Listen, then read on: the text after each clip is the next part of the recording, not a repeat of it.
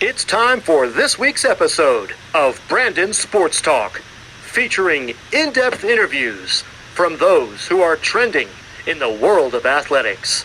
And now, here's the host of Brandon Sports Talk, Brandon Pate.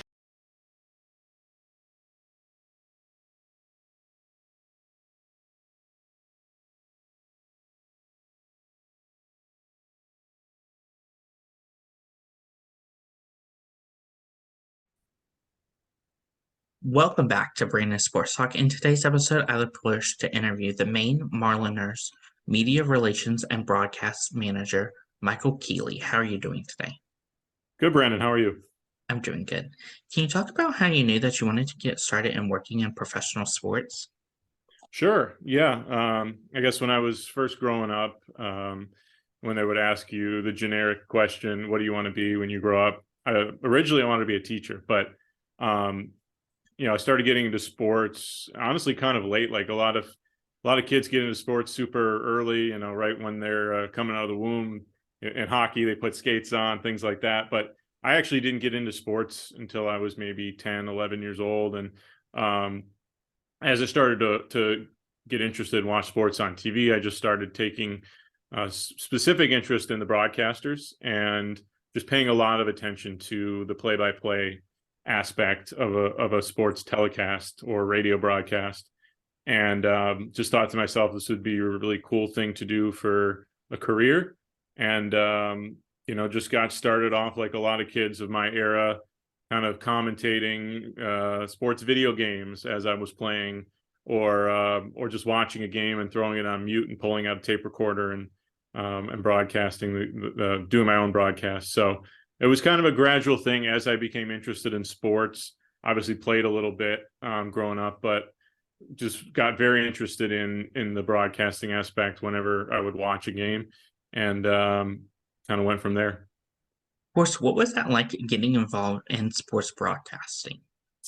Well, I was trying to find the best way to initially get into it in high school, and there weren't really a whole lot of opportunities. I'm originally from upstate New York, Rochester, and more specifically the town of Arundequite. And the high school I went to didn't have a huge sports broadcasting program until kind of as I was on my way out. So I really, in high school, focused more on the writing aspect, which I knew was related to broadcasting. So got very involved with the student-run newspaper, became sports editor. And then when I was looking at colleges, I made it an emphasis to try to find a place with a good broadcasting program. So I landed at SUNY Oswego, a very well-known broadcasting school as far as their alumni. Steve Levy and Linda Cohn from ESPN, Al Roker from Today. I think those are the three biggest names. But even from the years surrounding my graduation in 2013, a lot of people have made pretty good careers for themselves in the broadcasting world. And I have a couple of other colleagues from college that are now colleagues in the pros. So that's kind of how I first got into it. And luckily, Oswego provided a lot of great opportunities for me to get on the air right away as a freshman. Timing is everything. When I arrived there was an opening for the Division III hockey team radio play-by-play at the student-run radio station, and was lucky enough to get a lot of airtime as a freshman, and then kind of just increased that up through senior year. And graduated in 2013, and by the time I graduated, I had over 100 games broadcast, so set me up really well. Of course, what was that like getting to become the play-by-play for the radio station? I mean, it was an honor. It was kind of surreal because, again, I went in there with tempered expectations, knowing I was a freshman. I didn't really have a lot of experience, and I just wanted to do whatever was possible as far as opportunities as a freshman. I know a lot of schools, some of the bigger schools, Syracuse, the bigger broadcasting schools. I just use Syracuse as an example because they're in the area as well. From what I had heard, it very difficult to get on the air as an underclassman. But luckily at Oswego, I had the opportunity. Like I said, the timing was right. The previous play-by-play announcer for the hockey team had graduated, and it opened up kind of an open competition. And I remember originally auditioning for the color commentary spot, and knowing that I wanted to do play-by-play, but just, wanted to take whatever opportunity was there, and realized soon the play-by-play spot was open as well. And, just kind of went hard after it, and was lucky enough to get it. So that whole first year of college was kind of surreal. I don't want to say living my dream, but getting a chance right away to broadcast a pretty high level hockey team as just an 18-year-old, and great memories. Of course, what was that transition like from being a play-by-play on the radio for a radio station versus going to a professional team like the Maine Mariners? Well, I mean, there were obviously steps in between. I worked in the NEHL for 4 years with the Keystone Ice Miners and then the Austin Bruins. So there was, those 4 years really helped me get ready for the pros. But going from college to those NEHL jobs was definitely an adjustment because there were many other hats that I had to wear and still wear now with the Mariners. It's more than just broadcasting. There's a marketing aspect, there's sales, and I haven't done all of those things at every spot, but it's kind of like I've had different levels of involvement in the non-communications department for all the different teams. So with Austin, I did a lot of sponsorship sales. My first couple of years with the Mariners, I was actually in the marketing department. I still help out kind of on the side with some marketing tasks right now. So that was really the biggest thing, because I love broadcasting, and it's the part of my job I like the most. But I knew that to create a full-time job after college, I had to be willing and able to do other things outside of broadcasting. And those years in the NAHL certainly got me prepared for that. And now with the Mariners, become very comfortable with wearing a lot of different hats. Of course, what was your experience like getting to work with the Keystone Ice Miners? Yeah, that was definitely a unique experience. Again, that was kind of my first real world job. So coming out of college, that would have been the summer of 2014. So there's actually a year there, because I graduated in 2013. I did a lot of freelancing between then and the summer of 2014 when I got the Keystone job. But there was a lot of adversity that came along with that job. It was a brand new team.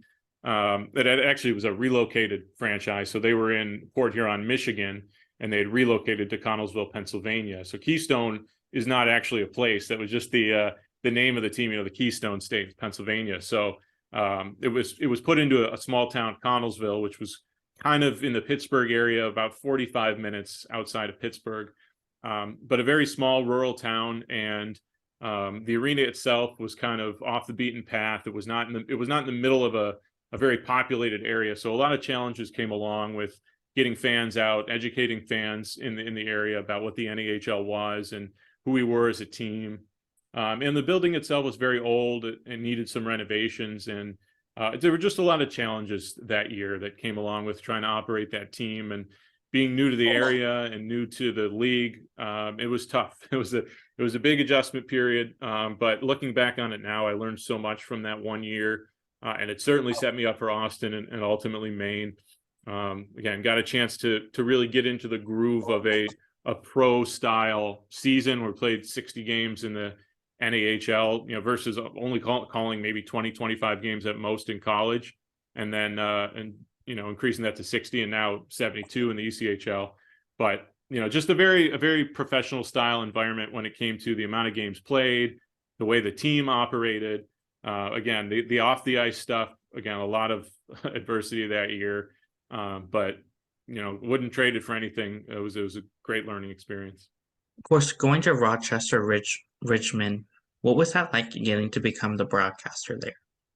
Well, that was really my first long-term baseball experience. And it was an interesting time in my career because Keystone had folded after just one season. And I was kind of back to where I started again after college, kind of out without a full-time job. So I believe my first year with the Ridgemen was actually in that buffer year between the end of college and the beginning of Keystone. So, throughout that summer of 2013, it was either 2013 or 2014 was my first year with the Ridgemen, and I didn't expect to be back. But then after Keystone folded, I found myself free again in the summer of 2015 and actually returned there to do another season kind of unexpectedly. But those were great people that worked for that organization. It was kind of a lesser known summer college league, the NYCBL, but a lot of good ball players. And our broadcast setup there was pretty basic. It was basically a table set up behind the backstop. And originally we didn't even have any broadcasting equipment. We were just calling games through a cell phone. It was me and one or two other guys.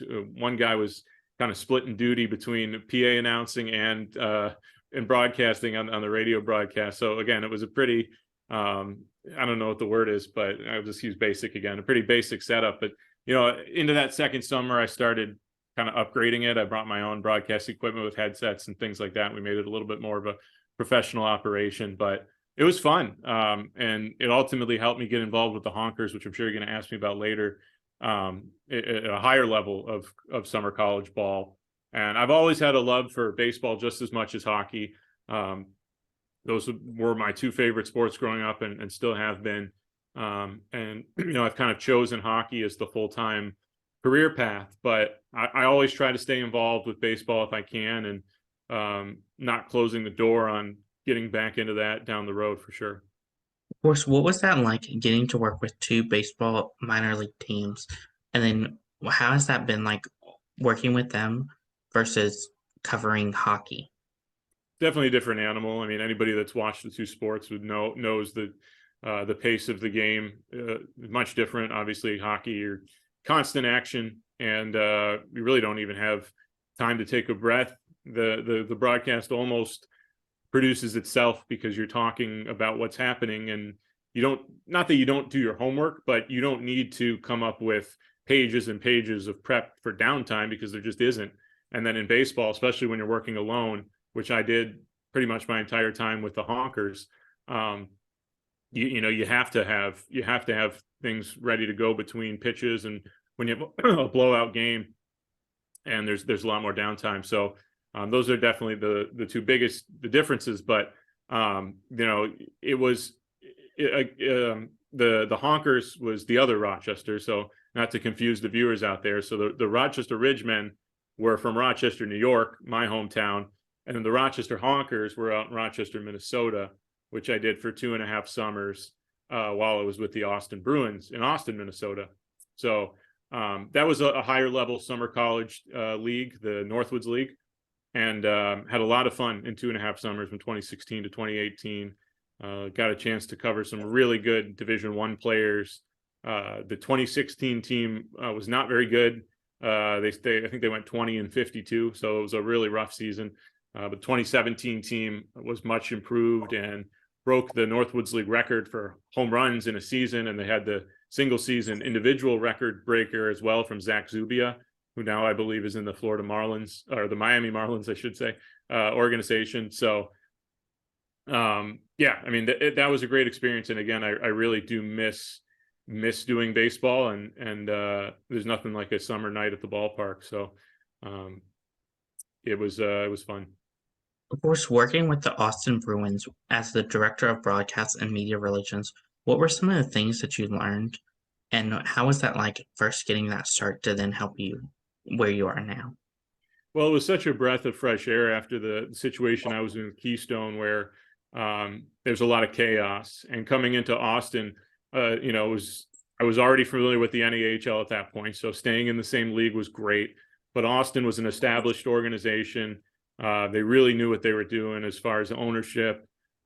Just a very well-run organization from top to bottom. And even though I had to go pretty far away from home to take that job, because Keystone, it was only 5 or 6 hours from Rochester, so I wasn't that far from home. And then going all the way out to Minnesota, across the country to the Midwest, definitely was a big thing for me. I was 23 years old, 24 years old, and making quite a long move like that was kind of daunting, but I knew that it was my best option to continue, the path I wanted to go on. So, right when I arrived, everyone was very welcoming there. I had 3 great seasons, cycled through a couple different head coaches there. But and a lot of different front office members, coworkers, many of whom I still keep in touch with.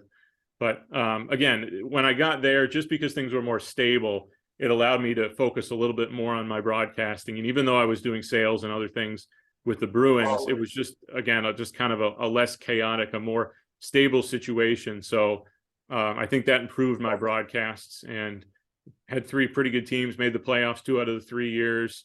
Got a chance to call a couple of Robertson Cup playoff series wins, which was fun. And it definitely really did prepare me for making the jump to the pros. Can't say enough good things about Austin. In fact, just a couple of days ago, they were in the Robertson Cup championship. Unfortunately, lost a heartbreaker to the Oklahoma Warriors, which is the way they do it now. Is it's a 1-game championship at a neutral site. Back when I was in the NAHL, they were still doing best of 3s at the home team that had the better record. So interesting new format change, but a great year. A big congrats to Steve Howard, who was the head coach my final year there and is still there, and brought them all the way to the championship. And the ownership's duo of Mike Cooper and Craig Patrick, not the same Craig Patrick from the 1980 Olympic team. A lot of people make that mistake, but they're still there running that team, and really excited for them to get back to the finals. And unfortunately came up just a bit short, but continues to be just a very well-run and competitive organization year after year. And I think one of the class organizations of the NAHL. Of course, what was that feeling like coming to Maine Mariners to become the media relations and broadcast manager? I mean, it was so exciting to finally get my break in the pros. I mean, that's what we all strive for. And I had interviews over the years for different ECHL teams and even AHL teams and other random minor league professional teams. And, the Mariners, I've always had a fondness for the state of Maine, took vacations here growing up as a kid with my family. And again, East Coast, so not terribly far from home. Obviously beautiful, a beautiful place to live right on the ocean. And in the summertime, you can't beat it, as we're just starting to hit the start of the great summer season here in Maine. It's supposed to be beautiful this weekend. Can't wait to get outside. But to answer your question, it was great. It was it felt like the culmination of a lot of hard work. And when I got that call in the summer of 2018, it was overwhelming, and I was nervous for sure. Once you hear the word professional, there's a whole set of expectations and things that come along with that. But have had 5 great years here, 4 seasons deep now, or we're going into our 5th season. So that's our hashtag, 5 seasons deep, new hashtag for the season. But just to see this organization grow, because again, it was another first-year team with a history, albeit in Maine, of the original Maine Mariners of the AHL in the 70s and 80s, and then the Portland Pirates in the 90s, all the way up to the mid-2010s.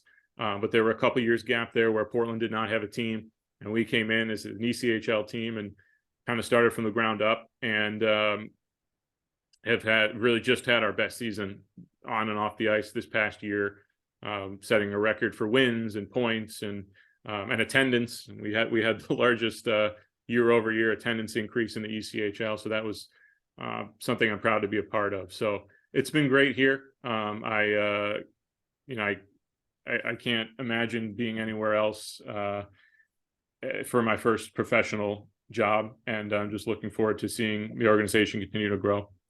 Of course, how has that been like, obviously being a broadcaster since the inaugural season?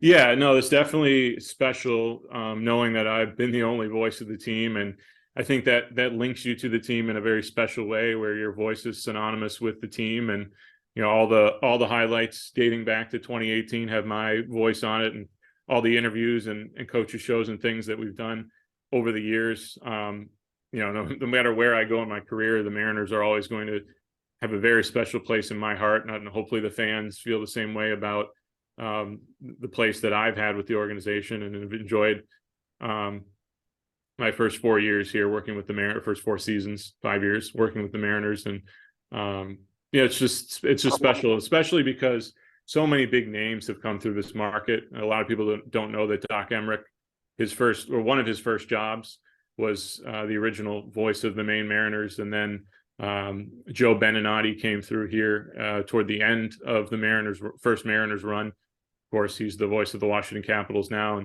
and Dale Arnold came through here. Tom Caron was the voice of the Pirates, two big New England broadcasting names. And I'm sure I'm forgetting others here, but it's just an honor to follow in all their footsteps, and I hope to have my name remembered the same way someday. Of course, what are some of your popular catchphrases that you use for your broadcasts? It's funny because toward the beginning of my broadcasting career, when I was with Oswego, I would always try to think of catchphrases or goofy little things. And one of my big inspirations was Rick Jeanneret, the longtime voice of the Sabres, who recently retired just at the end of the 21-22 season. And he was known for some pretty creative calls. But then I kind of realized that I didn't want to be that guy that tried too hard and tried to come up with goofy catchphrases. I think a lot of broadcasters fall into that trap of trying to create the viral moment. But I just try to say what comes naturally. And I think in general, just my personality and my quick wit at times, some of my calls, I'll think of some here as we go along, and I'll pop back to it. But there's nothing I'll give you one. So in college, Paul Rodriguez, whose brother is actually in the NHL, Evan Rodriguez, so Paul's the older brother, was one of Oswego's best players through the 4 years that I covered them, from 2009 to 2013. And he had a knack for coming up with clutch overtime goals. So I called him Mr. Overtime when he scored a big goal in the playoffs in 2012, I believe. It was up in Lake Placid. But it had been something that had been started before then, because his first overtime winner came in a regular season game against Fredonia. And then a few games later, he did it again against Cortland. And I was actually doing color commentary. And funny enough, Rob Lapolis, who was the voice of the Adirondack Thunder, was the play-by-play announcer that night. And I think, if I remember correctly, that was the night I deemed Paul Rodriguez Mr. Overtime. And then he would actually score two more, both in the NCAA tournament, one my junior year, one my senior year. And that nickname, I think, stuck with him. And then he went on to play actually in the ECHL and retired the year before I joined the Mariners. So just missed out on him. But, so that was one. And just little things here and there. I just feel like it's a better approach to just say what comes naturally. And if you're creative enough and witty enough, you'll have enough calls that come off as catchphrases, but are actually spontaneous. Of course, what are some of your roles and responsibilities as the media relations? Yeah, so media relations is, that's arguably more important than the broadcasting part of my job here. That's the part that comes first in my title as media relations and broadcast manager. And, that's just all about getting the team coverage within the local media. We have a great group of local media reporters and, TV reporters, newspaper reporters. So the Portland Press Herald is the big newspaper in town. And then we have three local affiliates, News Center Maine, WGME, WMTW, and we have a number of great radio groups and stations in the area as well. So my job as media relations, manager of media relations, is to just cultivate those relationships, try to get them out to as many of our games as possible to cover not only the games, but whatever, interesting promotions that we have going on, or particularly the last couple of years when we've been in the playoffs, really trying to push the playoff run. And I thought we had a lot of great media coverage down the stretch throughout our playoff run this year, which unfortunately, again, just like the year before, ended in a first round exit, 6 games to Reading. But throughout the home portion of the series, we had coverage every day throughout the day. I was very excited to see that. And again, that's another thing, being here for 5 years now, worked hard to build up those relationships and build up a level of trust and really get the media to understand the importance of the Mariners and the role we play in the community. So, I think most broadcasters in pro hockey have the media relations aspect as part of their job, at least in the minor leagues. And, it's obviously that's where the people out there are watching and reading and listening, and you got to have your team or your whatever company you work for, you want to have them being talked about. So that's kind of the media relations side of things. And I really do enjoy that part of my job as well. Of course, what has that been like, obviously getting to work alongside the social media department and helping them run the social media for the team? Yeah, well, it's interesting because social media was really becoming a thing in my college years. So again, I was in college between 2009 and 2013, and it was somewhere in that time period where every company on earth started to understand that they needed to have a social media presence, and that was extremely important for sports teams. So I remember being at WNYO, the student-run radio station at Oswego, and saying, "Hey, we got to get a Twitter account, Facebook page." Those were the two major ones back then, and of course now you have Instagram and all these other platforms. But so throughout my journey through hockey, I've always had different roles with social media, whether it's controlling social media, being the guy controlling our social media. That was the case for the most part in Austin. And then here with the Mariners, it's always kind of in a shared effort. My current role with our social media is mostly on game nights and more of the hockey related statistical aspects, informational pieces. And then our marketing manager kind of oversees our social media and schedules out the posts and things like that. But, obviously it's a huge part of it, and it goes right along with the broadcast as well, where we have the ability to tweet out highlights basically as they happen now, which is something that 20 years ago was unheard of. You literally had to wake up and watch SportsCenter the next morning to see any highlights, and now they're instantaneous, literally minutes after they happen. I'm so fascinated by that aspect with social media and sports, where you can be watching a game and something will happen, and if you happen to miss the replay, you can just jump on Twitter, run a quick search for it, and you'll find the clip within seconds. And it's pretty amazing to have that instantaneous ability. So obviously try to use that to the best of my benefit with the broadcast to get my voice out there, and more importantly, get the team highlights out there and things of that nature. But yeah, I mean, different aspects of social media. I create a lot of the content graphic wise and some videos and things like that. But it's with the Mariners, it's been a team effort. Of course, what does the life of a media relations and broadcaster look like? Well, it's definitely a lot different depending on the time of year. Right now, it's a little more laid back in the off season. A lot of prepping towards next year now, as we talked about right before we recorded, went live, or not live, but went on the air here.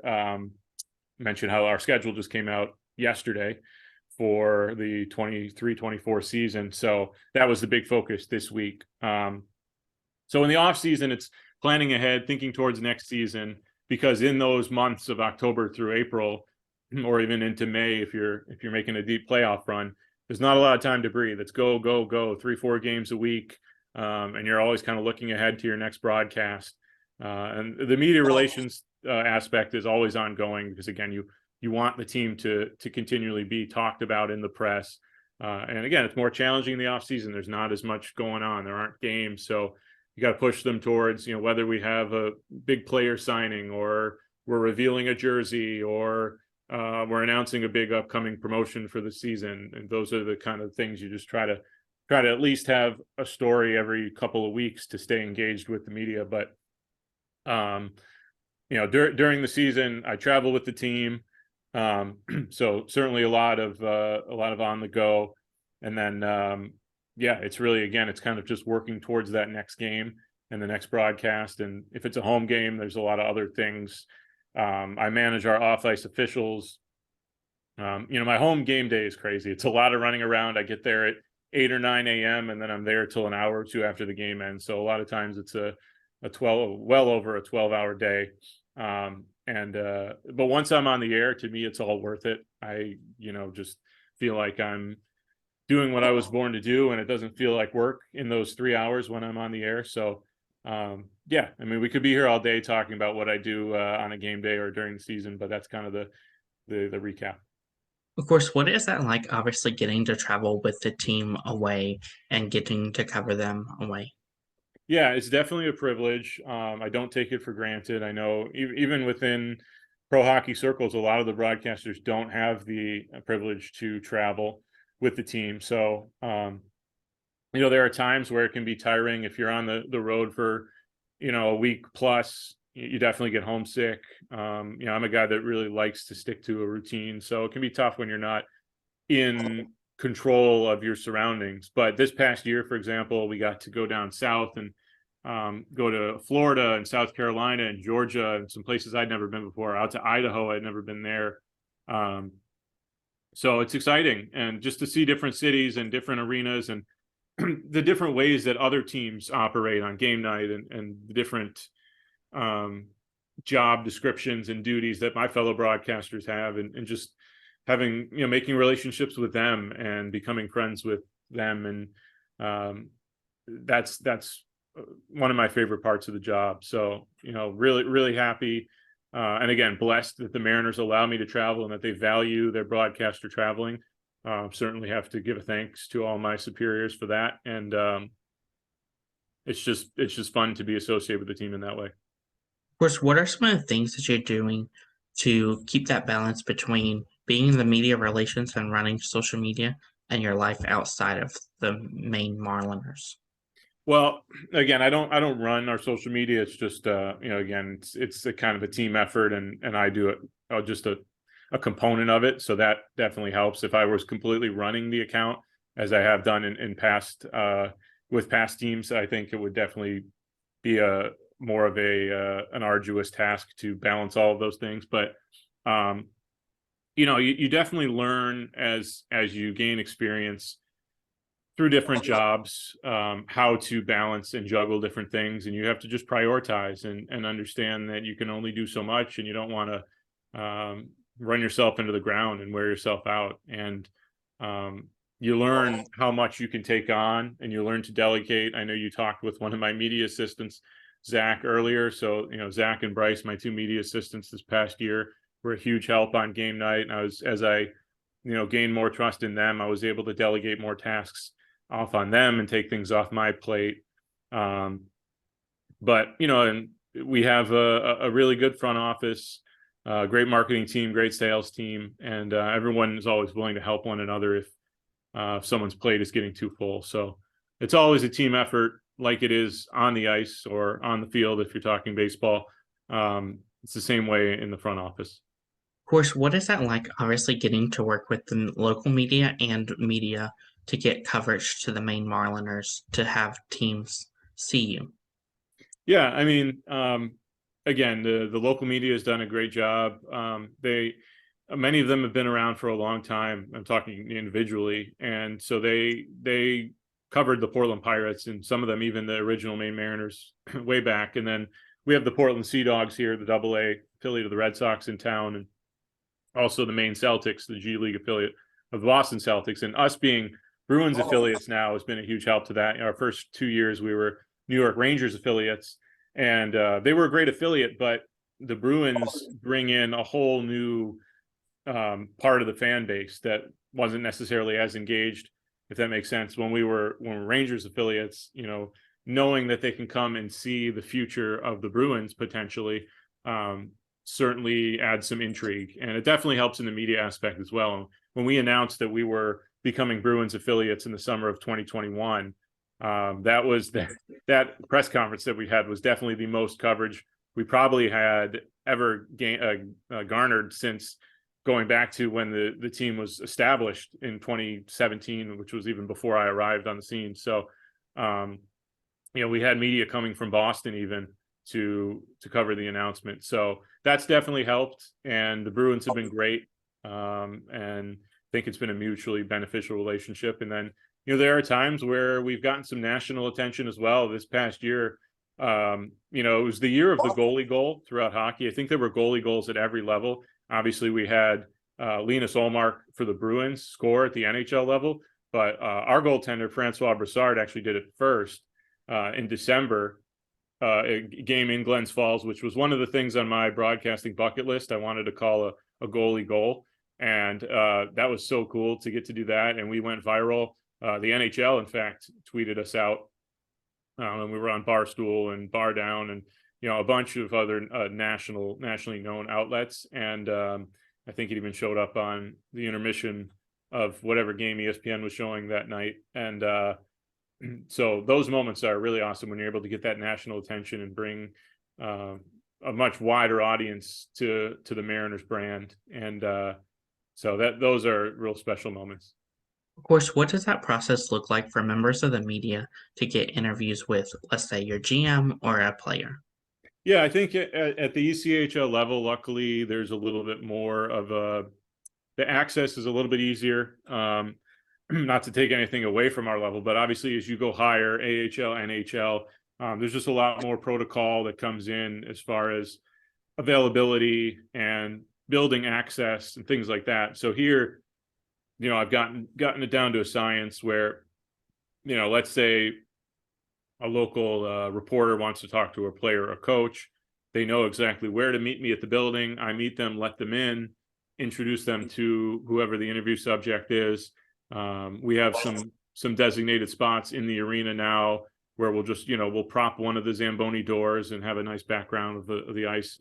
We also have a media room with a step and repeat backdrop, just like the one right behind you. And that we use that from time to time. And then obviously on game night, it's again a little more hectic. There's a lot going on.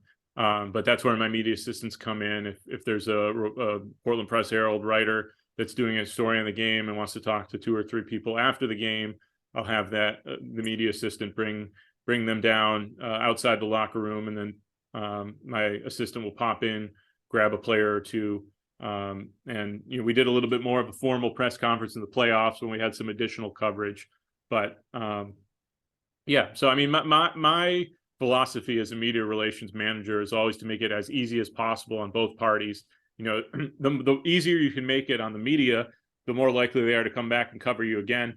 And the easier you can make it on the players and coaches, obviously, the more likely they are to be willing to give an interview again later. So just kind of bring everyone together, tell them, hey, this is when we're going to do this. This is how long it's going to take. This is where we're going to do it.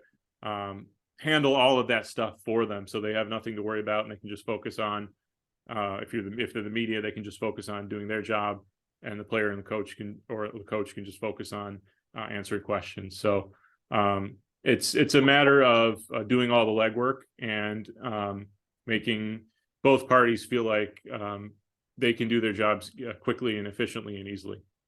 Of course, what are some of the things that you learned in media relations that you didn't know before starting? That's a good question. I think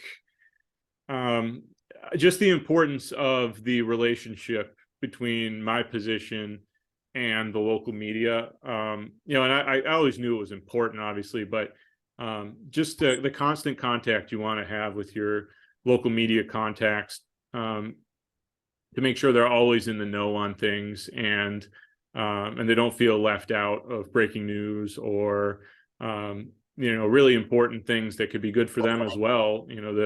They're looking for intriguing stories because they want to bring in viewers or listeners or readers to their platforms. So it definitely is a give and take. And I've really, again, enjoyed everywhere I've gone, getting to know the local personalities, and a lot of them have really cool and similar stories to myself about the places they've been and their journey to the market here in Maine. And as it goes in the media world, there's a lot of movement where people are cycling through to different markets, or they get promoted to a bigger market, and then new people come in, and you get to know them and hear their stories. So that's one of the things I found to be pretty cool. Of course, what are some of your favorite memories and moments covering the Maine Mariners? Yeah, there's been a lot. I think, whenever your team makes the playoffs, those are the moments for me that stick out. And we had just this past playoff series against Reading, a big overtime winning goal in Game 3, Alex Olivier Voyer. And it was such a significant goal because we were down 2-0 in the series. And as you know, although the Boston Celtics are trying to do the impossible and come back from down 3-0 right now, but it's pretty tough to come down from 3-0. In fact, both NHL conference finals went to 3-0, and obviously one is over, and we'll see if Dallas can pull off a miracle in the other one. But the Mariners got the overtime win in Game 3, came back and ended up tying the series, and unfortunately lost in 6. But to have the building, it wasn't full, but it was for a Monday night. I think there were over 3,000, close to 4,000 people in the building. The energy was unbelievable. To call a home playoff overtime winner, another one of those kind of favorite moment, bucket list type things. That was a first for me.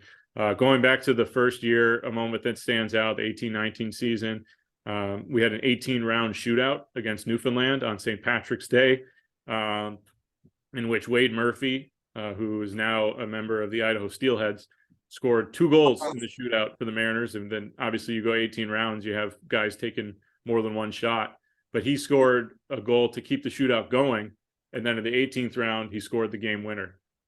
So I've never seen anything like it, and definitely never forget it. And ironically, I had called a 20-round shootout a couple of years prior to that with Keystone. So I think of all the shootouts that have happened in the history of organized hockey, I've probably been on the call for 2 of the longer ones. So I think that's a really cool feather in my cap.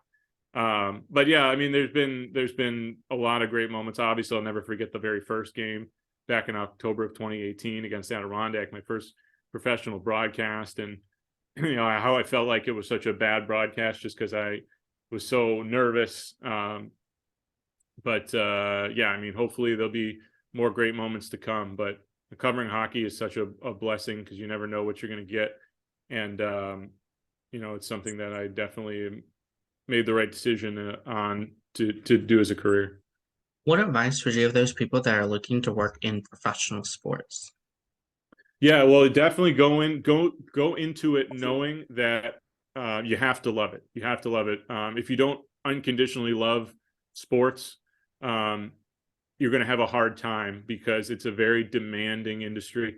We've already talked about here about the travel. That's if you're doing that, that's definitely an exhausting aspect. But just the hours. I mean, you'll always see on every sports job description that must work extra hours and holidays and all those things, and it's all true. I mean, we get a very limited working in hockey. We get a very limited holiday break, usually just 2 or 3 days, 3 or 4 days.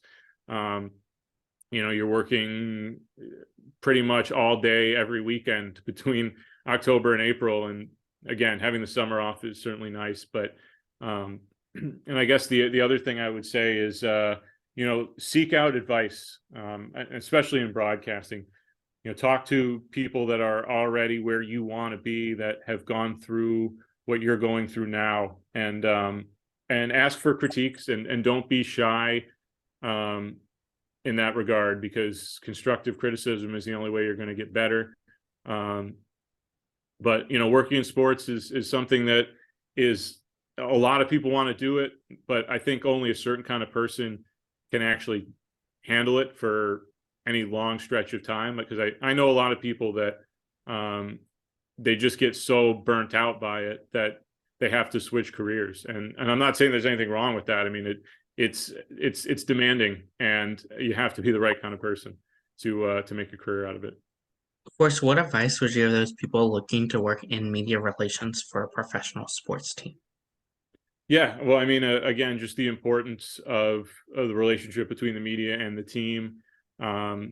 And it's a changing media landscape. Like, things are going digital, things are going streaming.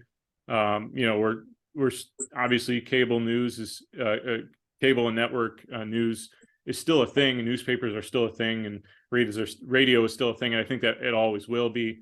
But obviously there's this move towards streaming and digital, and a lot of newspapers are going to online only, and people are getting their news from social media, and so you just kind of have to always be willing to adapt with the times, and understand the best ways to get your team covered out there, and knowing that you have to kind of hit on the traditional and the new. But maintaining those relationships, as I've said many times here, is the most important thing. You want to build up a level of trust between you and the people in the media that are giving you that coverage, and that will pay off in the long run. What advice would you give those future sports broadcasters looking to get into the professional sports broadcasting? Yeah, I mean, just get as many reps as you can, and no rep is a bad rep. Whether you just go down to your local minor league baseball stadium and find a corner of the bleachers that's empty, and do your own broadcast on a phone, or like I was saying, it sounds silly, but if you're into sports video games, or even if you're just watching a game on TV, throw it on mute and do your own broadcast. The practice is the most important thing. I mean, I go back and listen to my broadcasts from college, and even though they were good at the time, and I think most people would still consider them pretty good, I find them tough to listen to myself, because I've come such a long way, and I know how much better I've gotten in that time. And that is the only way to get better, is just practice. And like I said, seek out advice, and ask people to listen to your stuff. Not everyone's going to be willing. People are busy, and it's a time commitment. But I know a lot of people, I always try, when people try to reach out to me, I always try to at least give them the time of day, give any advice that I can, and listen to their stuff at least a little bit.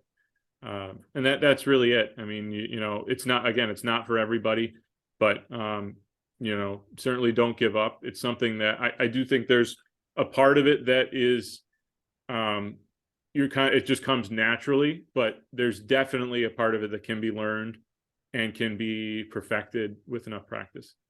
That's great advice. Where can my listeners find you at on social media, along with the team app? So I don't use social media a lot. I do have a Twitter account at Keeley Mike. That's KeeleyMike. And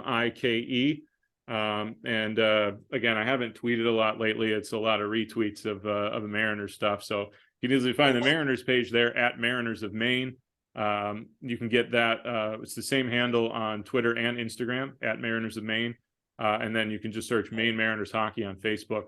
We're pretty active on all three of those platforms. Again, a little bit less so in the off season, but we just have the schedule released, so you can check out all our great posts there. And big shout out to Natalie, our marketing manager, who put together those graphics. She did an awesome job, worked very hard on it, and kind of a good launch to our new season. So at Mariners of Maine, if you want to follow the Mariners, please come out to a game this season if you're in the area.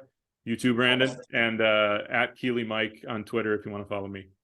Thank you again, Mike Keeley, for your interview, and best of luck in your future as the Maine Mariners Media Relations and Broadcast. Thanks for having me, Brandon. You can find Brandon Sports Talk on Instagram at Brandon Sports Talk, Twitter at Talk_Brandon, and you can find me on YouTube at Brandon Sports Talk. Don't forget to like, comment, and subscribe. Thank you again, Michael Keeley, for your interview, and best of luck in your future. Thanks. You've been watching Brandon Sports Talk. Please feel free to like, share, and subscribe to Brandon Sports Talk on social media and on YouTube.